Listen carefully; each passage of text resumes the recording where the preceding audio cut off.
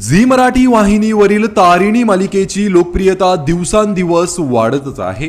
अशातच आता मालिकेत ऑपरेशन तिरंगा ही मोहीम दाखवण्यात येणार आहे। या मोहिमेसाठी तारिणी मालिकेचे कलाकार पंजाबमधील अमृतसर या ऐतिहासिक ठिकाणी शूटिंगसाठी गेले आहेत।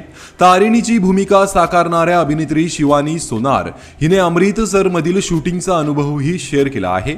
सध्या मालिकेमध्ये देशाच्या सुरक्षेसाठी तारिणी आपल्या भावना, वैयक्तिक आयुष्य आणि स्वतःची ओळख बाजूला ठेवून एका गुप्त मोहिमेवर निघाली आहे।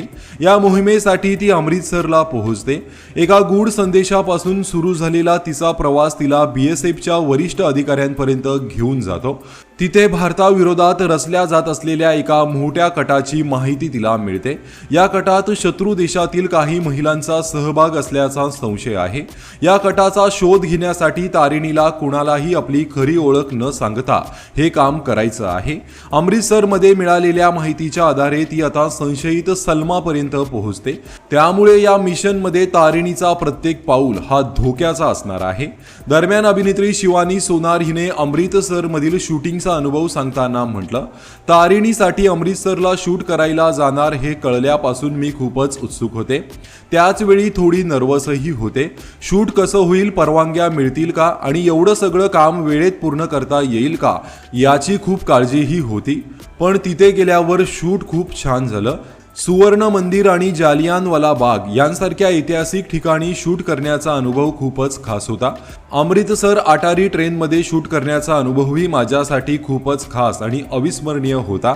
एखाद्या ऐतिहासिक ठिकाणी शूट करणं हीच मोठी गोष्ट आहे आणि मला आमच्या मालिकेसाठी अशा ठिकाणी शूट करण्याची संधी मिळाली हे माझ्यासाठी अभिमानाची बाब आहे। तारिणी या मालिकेने आजवर मला अनेक सुंदर अनुभव दिले आहेत। या ठिकाणाचं वातावरण, तिथला इतिहास आणि तिथे काम करताना जाणवणारी ऊर्जा हे सगळं मनात कायम राहणार आहे, असं अभिनेत्री शिवानी सोनार म्हणाली। एकंदरीतच तारिणी मालिकेचं पुढील शूटिंग हे आता पंजाबमधील अमृतसर येथे होणार आहे आणि विशेष म्हणजे मराठी मालिकेच्या इतिहासात पहिल्यांदाच अमृतसर सारख्या ऐतिहासिक ठिकाणी या मालिकेचं शूट होणार आहे। तर तारिणी मालिका तुम्ही पाहता का आणि ही मालिका तुम्हाला आवडते का?